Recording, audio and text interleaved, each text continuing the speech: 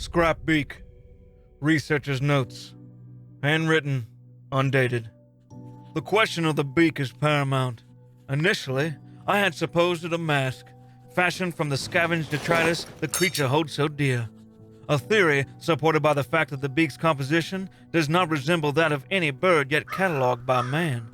However, discussion reveals that the periphery of the beak structure is fused with bone to the skull, though the mandibles of the surrounding musculature are curiously positioned, non-functional, and show extensive scarring. The scar tissue is singular, expediting attributes of both keloid and hypertrophic tissue, and marked in such a way to suggest a violently expedited healing process.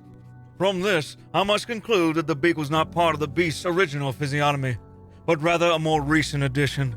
An addition that could only have been made through the most gruesome surgical procedure, and that the healing process was escalated and warped by the transformation process of which I still maddeningly know so little.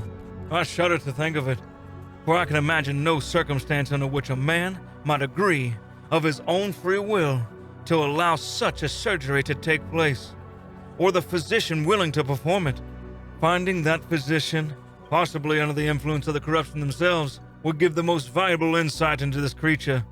Perhaps the sculpture is not, in the end, the most egregious being in the bayou.